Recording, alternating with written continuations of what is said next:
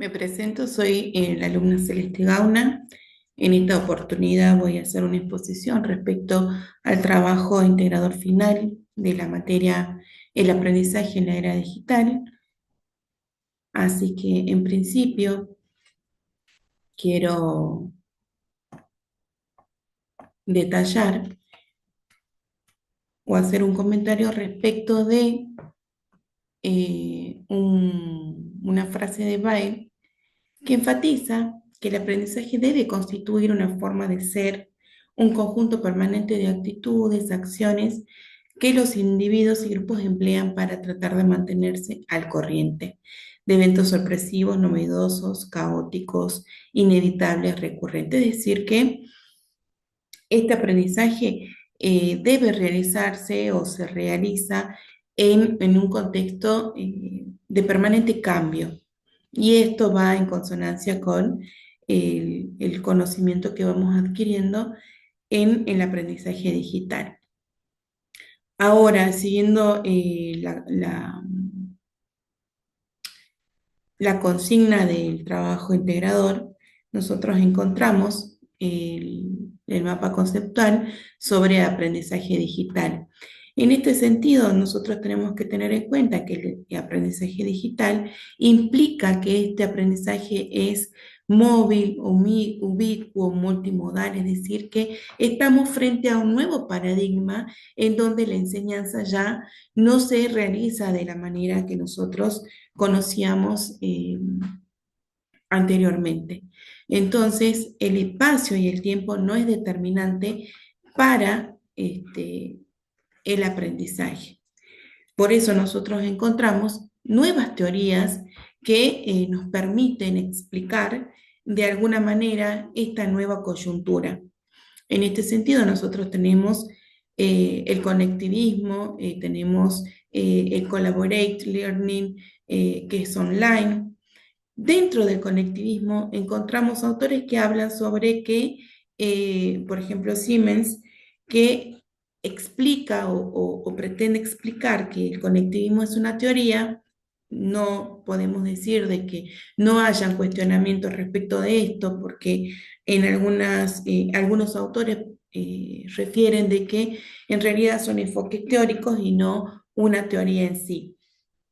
Pero lo que hace Siemens es tratar de explicar que hay una superación respecto a las teorías clásicas que nosotros podemos ver que se han ido adaptando, como ese conectivismo, el conductismo y el constructivismo, que ya lo vamos a mencionar. Pero, ¿qué es lo que tiene de diferente el conectivismo? Es que nosotros vamos a ver de que existe una integración de los principios en el sentido de que podemos hablar de complejidad, de redes, de autoorganización, en la cual se implica también la teoría del caos, en donde vemos de que si bien en principio parecería que todo es un caos en donde no existe un orden determinado, el aprendiz en cierta forma termina dándole un orden para poder hacer la construcción de conocimiento. Esa gestión de conocimiento está orientada con un flujo de información que se va ordenando y se va compartiendo y se va autogestionando a partir de ese flujo de información. Entonces podemos decir que el conectivismo tiene una implicancia o una adaptación al contexto actual. Por otro lado, tenemos otras formas de aprendizaje en donde hay una colaboración permanente, hay un entorno en línea y una comunidad de aprendizaje en donde, por ejemplo, el profesor y el alumno van complementándose en el sentido de que el profesor termina siendo más que un profesor como lo conocemos clásicamente, sino va a terminar siendo como un facilitador, una orientación, un orientador, un guía para que ese alumno pueda gestionar información y crear de esa manera nuevo conocimiento que va a ser interpretado por él. Por otro lado, como decíamos, hay algunos autores que refieren de que estas teorías clásicas, que son las principales, no son teorías, sino que serían enfoques teóricos. Lo que tienen estos enfoques o como se denominan teorías, tienen en cierta forma una desactualización respecto de los nuevos contextos. Y acordémonos de que estas teorías fueron planteadas en una época en donde no había un avance tecnológico como el que conocemos en la actualidad. Hay un sesgo en el enfoque, ¿por qué? Porque solamente se hace hincapié en el sujeto, ¿sí? El sujeto que tiene que ser observado, el sujeto que tiene que ser quien produce el conocimiento y que el proceso de aprendizaje se realiza hacia el interior y no se tiene en cuenta, por ejemplo, que existen organizaciones que producen ese conocimiento, que existen, por ejemplo, las máquinas que están por fuera del sujeto que también producen conocimiento y lo pueden complementar a ese sujeto. Entonces, encontramos estos sesgos que no terminan de explicar en su completud todo lo que implica el aprendizaje y sobre todo en la era digital. Voy a continuar teniendo en cuenta las limitaciones respecto al tiempo que nos dio el titular de cátedra. Y en este sentido vamos a profundizar un poco respecto del conductismo. Y lo que tiene el conductismo es particularmente que es un modelo reduccionista. ¿Por qué? Porque pretende que hayan conductas que sean observables, que sean medibles, que se pretende a partir de la aplicación de estímulos y esos estímulos van a tener una respuesta y esa repetición de estímulos va a tener un refuerzo siempre y cuando tenga consecuencias positivas o negativas. Se pueden aplicar este tipo de modelo para la psicoterapia, la publicidad, la educación. Particularmente en este sentido encontramos a Linda Harasim, que nos explica sobre los métodos de enseñanza que son más bien estructurados, donde hay una enseñanza programada, el uso de recompensas y castigos, exámenes estandarizados, es decir, que se puede medir, se puede aplicar este tipo de modelo cuando se necesita desarrollar habilidades específicas. Y a través de esto existen comportamientos observables.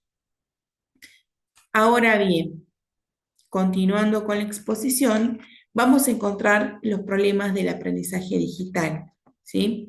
Particularmente, en mi caso, he elegido los problemas de gamer versus e-learning. ¿Por qué? Porque tienen una vinculación con el conductismo, en el sentido de que, por ejemplo, los gamers tienden a mejorar su eficacia a partir de la repetición de esos estímulos y esos refuerzos que se van presentando en el ejercicio de ese juego eh, que se expone para que ellos puedan practicar. Entonces, el rol del estudiante o del aprendiz es más bien pasivo porque reciben información.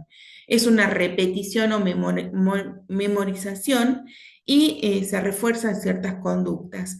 En cambio, que el e-learning tiene otra impronta. ¿Por qué? Porque es un rol más activo, explora, crea, conecta, existen resolución de problemas, una interacción social. ¿Por qué? Porque también puede generar, puede hacer un análisis crítico, puede personalizar el aprendizaje, explorar, innovar, es decir, que existe otra forma de que el e-learning puede participar en este proceso de aprendizaje y de esa manera generar o gestionar conocimiento. Para ello hay foros de discusiones, simulaciones, se utilizan las plataformas como Moodle.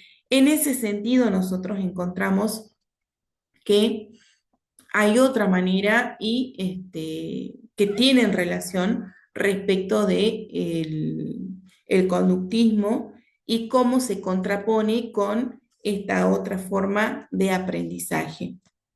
En definitiva, considero de que todas las teorías o enfoques teóricos que se han presentado en la materia se complementan y terminan siendo una forma más de mejorar el aprendizaje y una forma más de poder vincular al alumno o al aprendiz con los diferentes o las diferentes formas o fuentes de información para que este aprendiz pueda, en definitiva, crear conocimiento. Hasta acá llega mi exposición, conforme el tiempo que nos dio el docente. Espero que haya sido de su agrado. Los saludo cordialmente.